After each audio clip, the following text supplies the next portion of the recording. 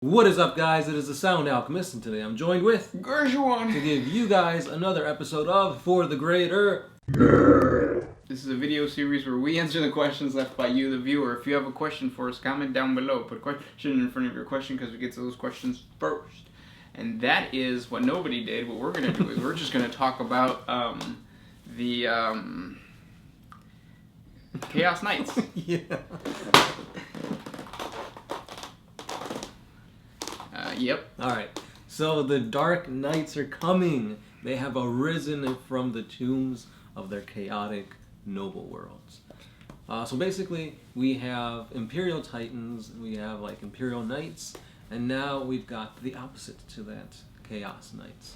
So Chaos Knights are exactly what you would think. They are spiky bits put on your Imperial Knights. Is there rust? Like, can you see like holes and decay on the actual model? The two that they've shown, no. Oh, damn. They just look like spiky bits on regular Imperial Knights, which obviously you could like green stuff it and make it more demonic looking. Because as of right now, there's two houses. There's one where the pilot has been corrupted by chaos, and there's not much going on with the actual model itself. And then there's another house where the pilot has fused with the knight and has taken in demons into the knight itself, and that's more of a demonic looking knight.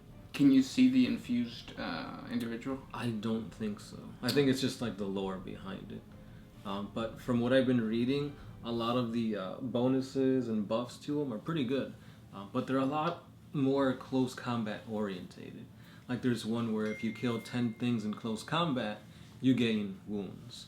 And there's another one that makes you, So for every 10 guys you kill, you gain like D3 wounds, and then it keeps adding up and keeps going higher. That's a good counter to the Horde armies. Because It can you is. imagine like going into a 30 fight boys? with 30 boys? You're gonna kill 30, no problem. Mhm. Or kill 10, no problem. Yeah. And I think there's one where like you kill 10, you get like an extra attack. You kill 10 more, you get like 2 extra attacks or something. Damn. Yeah, it's really good. It's very spicy, and I'm really liking what they're doing with it. There was another, I don't know if it's been released yet, but there's supposed to be another article being released on some, like the minor knights. Like, you know how you have like the war glaives or whatever? They have those, but in chaos. Mm. Cool. Yeah. Is it still around? Yeah. What are they called? The Sinuans? Psychnuans? Yeah. Cool. Next question, or first question I should say, comes from Shinko Kirito Ichika. First of all, God bless you. What if the Grey Knights were finished in time to fight in the late stages of the Horus heresy? So the Grey Knights were created after, what is it, a year after the Horus heresy? I believe so. By Malkador. Mm-hmm. The hero at that point. So he's always been a hero. And the reason for that is that the Imperium realized that, oh, we need like librarians, we need really strong psychers. Let's create an entire chapter of like super tough psychers that have the gene seed of the Emperor supposedly. Mm-hmm. If they would have fought during the Horus heresy, they would have been more successful, but I don't think that they would have prevented the Emperor from dying. And the reason for that is the outcome of the Horus heresy was the fact that the Imperium won. Yeah. So you can't like super win. Well, even though they won, they're fated to die a slow, painful death. Right, but I think like the whole concept of the Emperor teleporting himself onto the ship and fighting Horus, like even because he had Adeptus Custodes with him, even if he would have had Grey Knights with him, the Grey Knights would have been teleported some other place. Mm-hmm. So the outcome wouldn't have changed. They would have just fought harder. During the Battle of Terra, no Primarch died. No. So it's not like they could have saved any of the Primarchs either, because none of them died at that point. But at the same time, like they did some like crazy feats. Oh yeah. Yeah. Yeah, fighting Kabanda and all that kind of cool stuff. And the White Scars guy, Jagatai Khan, doing the whole thing with Saturn, and then like some thing, and And some of the Primarchs didn't even make it there on time. Like Lehman Russ, he got stopped. Yeah. Was it Drinking and driving. Was it Dorn Who? No, Dorn was there putting up the defenses. Yep. Yeah. Yeah, he's the one who like picked up the Emperor's body. Yeah, that's true. Yeah. So the Grey Knights wouldn't have made a big difference. Mm-hmm. But yeah. Especially because the Grey Knights are only like 100. Yeah. So yeah, we're 1,000. Next question.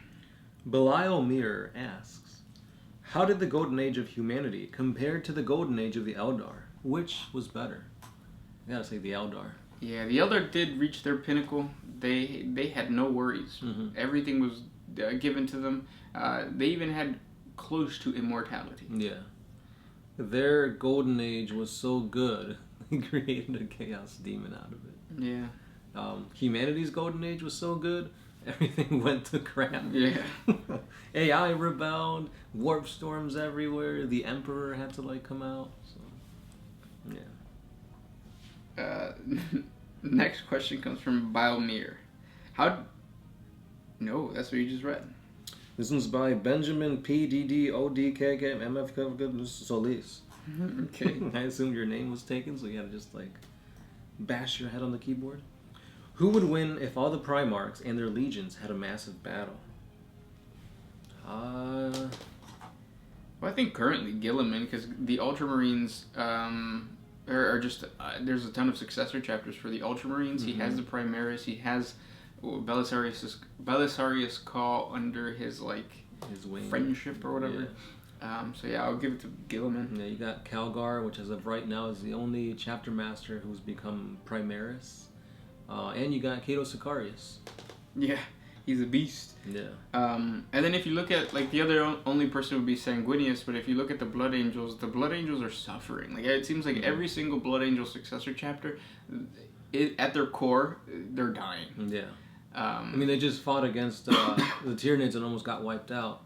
It was all thanks to Kabanda, which is a demon that kind of saved them. Yeah, so it's just like one of those situations where I think Gilliman would benefit more from what has happened. Mm-hmm. Yeah, hands down. They're the only ones with a living Primarch on their side currently. So yeah. Next question comes from Conrad. Question. So my dog is yellow, fat, possessed by Slanesh. She eats both of you in the same time, and she has this warp power that what you talk about. She starts her own Slanesh cult. She's cute. This is how she mainly gathers her followers. She can't rebel against her patron god, or she can do it. Who knows? She is a yellow, fat dog, so everything is possible. One thing is for sure, she is too ambitious to be only a servant. My question is, how she can get rid of chaotic corruption caused by Slanesh? Is this the first step to the path of godhood? So I guess what you're asking at the core of this question that has spanned for years now is can you remove chaos taint? Yeah. The answer is no. Once you blood in, blood out. Once your soul has been sold to the chaos gods will collect. Mm-hmm. Yeah. Yeah, pretty much. I don't even think there's been any instances of anybody going to chaos and coming out like normal. Right. Because if you think somebody's gone chaos, they're just traitors. Like the first one that came to mind was Alfarius. Because even though they're chaotic, like they're not like demonically tainted or anything. Right. Same thing with the Dark Angel guy, Cypher. Yeah.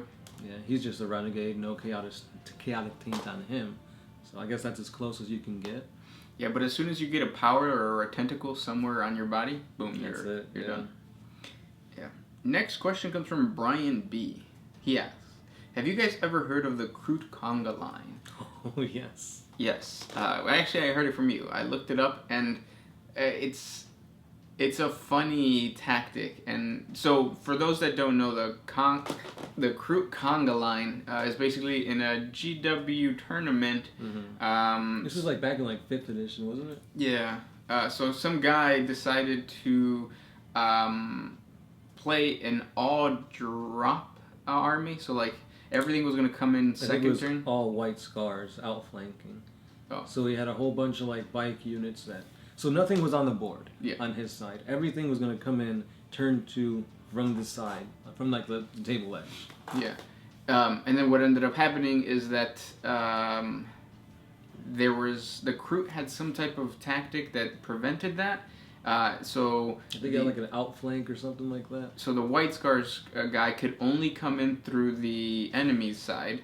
So outflank through the enemy side. So what the Kroot player did is he put all the Kroot at the edge of his own tabletop, and at that time you couldn't break unit coherency, so he couldn't deploy, and the Kroot player won. I hope I explained that correctly. Or yeah. Yeah, I mean the overall idea is he maneuvered the Kroot in a way where there was no table edge, where the entire squadron of bikes could come in without losing coherency or being within an inch of an enemy model. Yeah, and to add a cherry on top of that awesome tactic, the White Scars player, during the tournament was a dick. So like the judges were like in favor of this whole tactic because he was a dick. So it's always nice to see that. Yeah. Something similar happened to us. This wasn't at a tournament or anything. It was just that you're in your basement, and I think it was you and me fighting against a Tyranid and a Necron player. And back then, the Necrons, or there was a rule. I think this was 5th edition. There was a rule that if the Necrons got 25% of their army destroyed, then they had to roll, and they might just be completely wiped out or something like that. It was weird. Like they returned back to their tomb world. Yeah, and oh look, it's okay, and then so the Necron player friend for some reason had a tactic where he was gonna deep strike everything second turn. He only had like 2 units of Necron warriors or 1 unit of Necron warriors, I can't really remember. You ended up destroying that unit, completely wiping him out, and he got mad. But he's also a guy that always wins. Yeah. Because he does the min-max type. Well, he's lucky. He's a power player, and he's very lucky, yeah. And then, but it's always sweet. It's always satisfying when you're playing a game to have somebody lose who, like, expects to win. Yeah. Which I guess is all the time. But, like, you know what I'm trying to say. Yeah. Yeah. Next question. Speaking of that, Defool06 asks, what are some valuable life lessons you guys have learned from the 40K lore, from the hobby, and from playing the tabletop game? Don't be a dick. From the tabletop, don't be a dick? Yeah. Yeah, trash talking is a good way to get people, like, animated. That's what I learned from the tabletop. Because I used to, like, try to stay away from it because I didn't like conflict. But now I realize that, like, if you, like, push people's buttons a certain way, you get reactions from them, and it could be positive.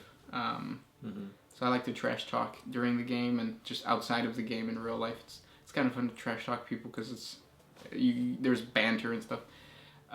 And then from the lore, what about from the lore? Don't put all your eggs in one basket, which is kind of what the Emperor did. He's like, oh, all my Primarchs right here under the Himalayan mountains. I hope nobody comes in and takes them. Yeah. That's exactly what Chaos did. Also, be truthful to your sons, or else you'll cause a heresy and kill the whole world. For me, it's always been Nurgle. Like, whenever I read the Nurgle lore, it shows me the beauty of, like, dying, or the beauty of, like, close to death. It's that struggle, it's that hope that's beautiful in the struggle to die. Because that's what we are. Well, that's what we're all doing. Yeah. We're just slowly dying. So, yeah. Those were the questions for today. If you guys have more questions for us, comment down below. We have a Patreon. We have a giveaway going on. Links in the description for all that stuff. And yeah. As always, I'm the Sound Alchemist. Gershwin. And we are out.